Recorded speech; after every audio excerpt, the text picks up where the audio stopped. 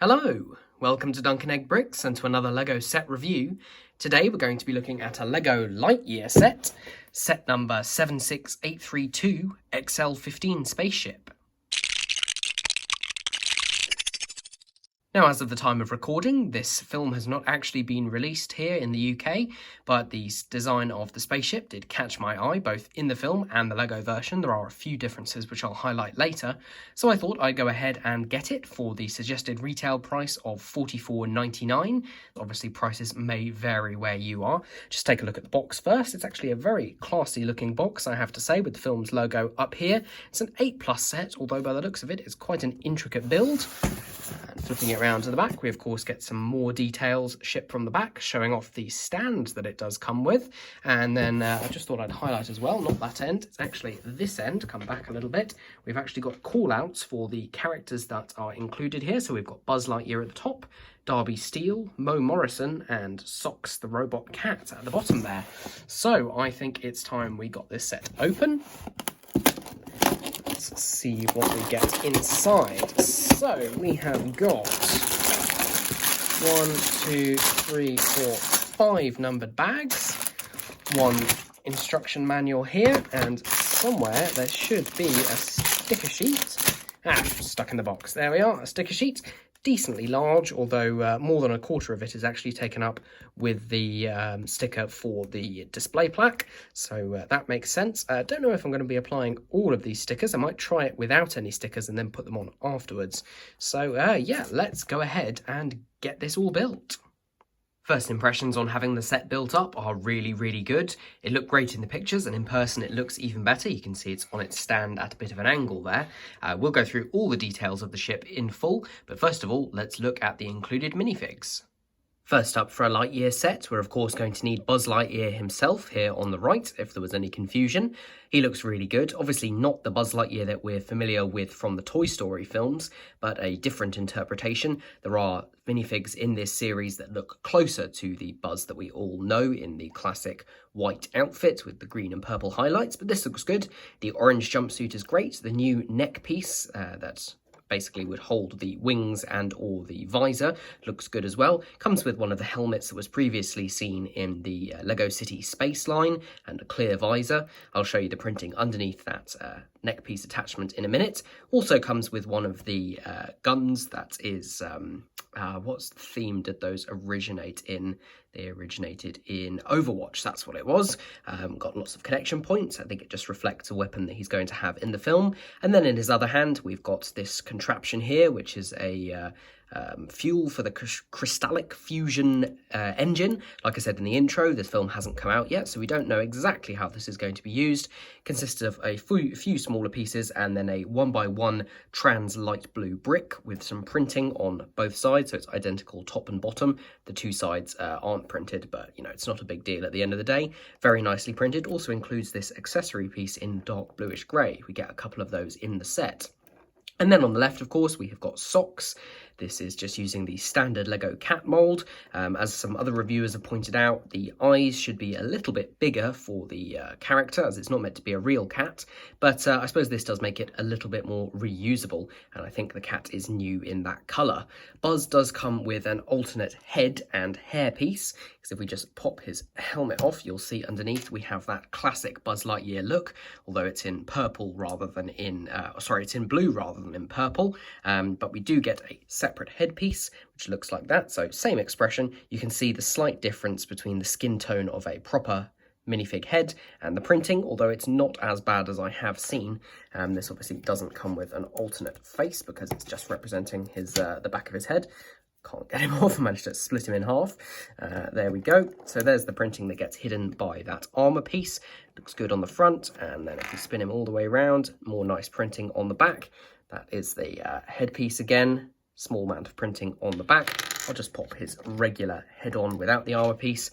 So yeah, looks a little bit less like Buzz, but it's nice to get that alternate piece. And yep, here is that armour piece again, with some wonderful printing on the front. Obviously in light bluish grey, not the white as it appears in, or actually the green in other sets. So there we go. Right, on to what I think are actually probably the more interesting figures of the set. At first glance, you'd be forgiven for thinking that these were enemies of Buzz Lightyear, but these are apparently friendly characters, possibly from a future version of Star Command.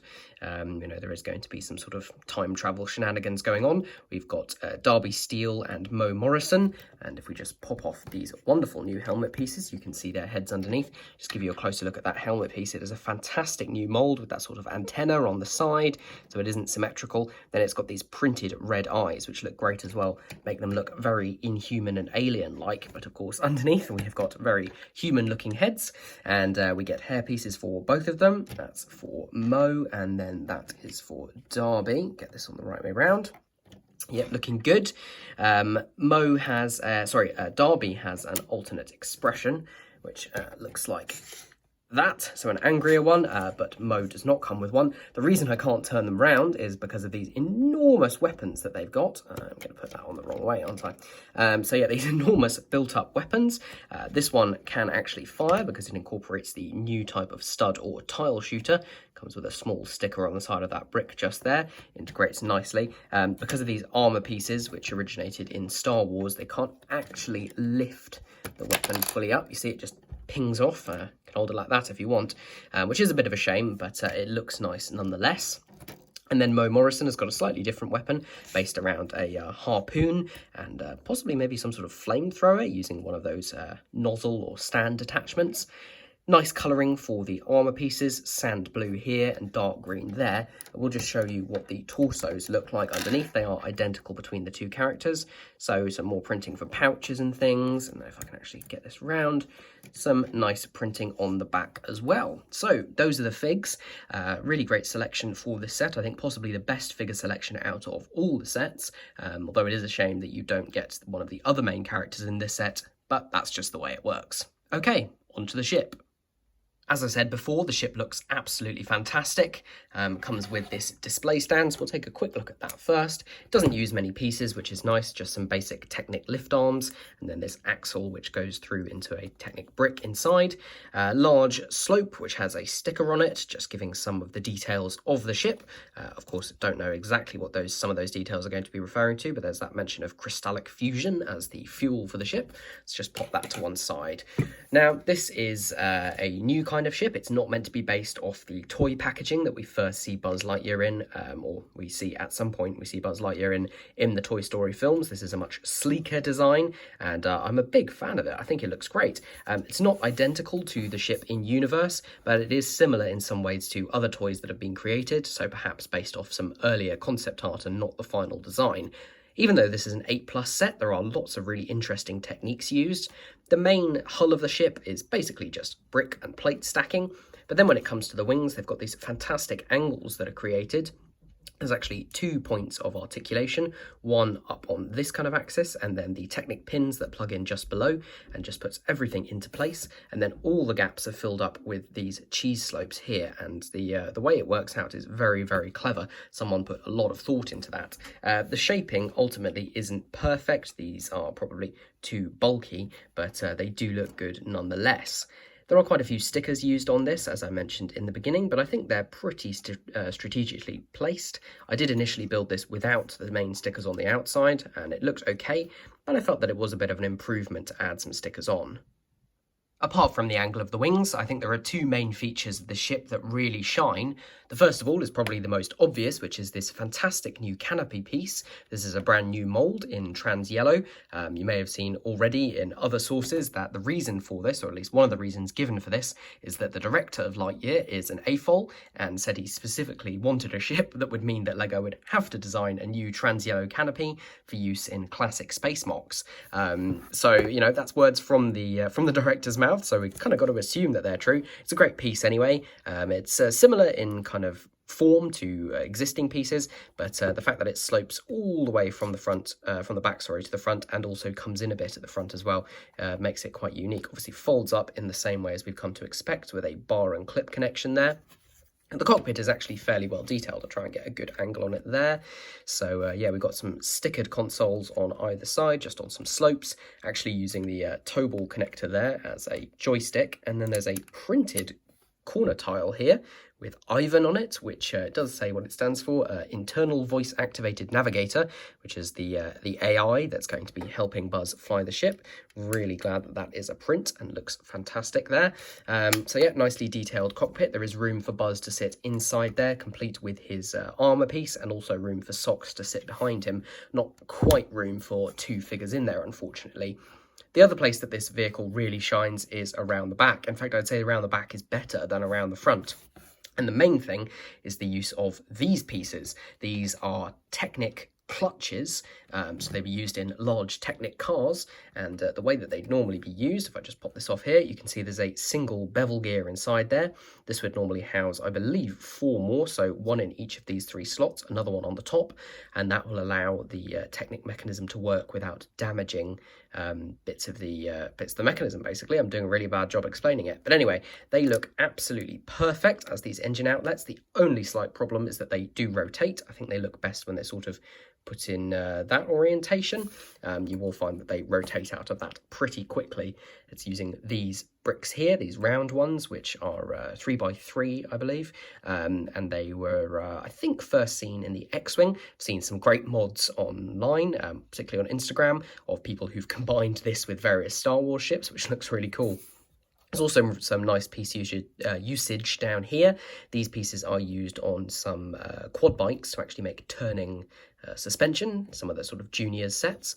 There's also a little bit of storage in this set as well, so if we can fold this down here, and there's actually room, I believe, I'm not sure which way around this goes because I need to look at the instructions again, for the crystallic fusion container. So that just slides in underneath there, and that's what powers the ship. Close that one up. And there's actually one more accessory. Yep, just broke that off. That's not a big deal. There's actually one more accessory, which I didn't show before, which fits inside, and that is this. It's not a book, although it's using the book piece. It's actually a laptop with a sticker for the screen and a keyboard there. Interesting to note that it uses what looks like a British keyboard with a British return key. Don't know, it's just a standard printed piece we've seen before. I think the use of a book piece, it's not the first time they've done that, looks great. It's just a shame that it looks like a book from the outside, but you know, I think that's better than the rubbery laptop piece. But anyway, there's another storage compartment for that. Open that up and that fits inside, and actually there's space for a lot more in there. I don't know if Socks can fit in there as well. No, he can't quite. But you could definitely put other accessories like Buzz's spare head could go inside there, and it still all closes up nicely. So yeah, for a ship this size, got some good storage space, makes good use of the space inside. That is a little bit tricky to get stuff out once you put it in. But there we go. So yeah, overall, a really nicely made ship. Some pieces in new colours, such as this dark azure, which looks really nice. I think I may do some modifications to it. I do want to reduce the outline of these intakes here. They should be more rounded and closer in profile to this bit here. And I might also go ahead and modify the front. I actually did try one thing without actually adding any more pieces. Just took off some of these and just moved this down one. And I don't know, obviously it means it steps, but I don't know. The real design of the ship isn't quite like this using these pieces. It's nice to get these in this colour for the first time, but I don't know. You let me know what you think about that and whether that's an improvement or not. So there we have it, the XL-15 Spaceship. The only thing left to show you is the collection of spare pieces, which is pretty similar to what you would normally expect. Just the usual amount of small pieces, spare trigger for the stud shooter. It's nice to get a spare one of these handles. I just popped some of these pieces together to see what I could make out of them. It's actually nice to get one of these light bluish grey pieces as well. They're always useful for putting things at interesting angles. So yeah, that is the set. £45 as a price per piece is pretty good. I'd ideally like to see this reduced a little bit, maybe down to 40 or even 35 would be great. So if you can pick it up for that, fantastic. Thank you so much for watching. I hope you enjoyed. If you did, then please leave a like down below. Leave a comment, let me know what you thought of this set. And if you'd like to see future videos, please subscribe to the channel. And if you want to support me, there's some links down in the description below. And I'll see you next time.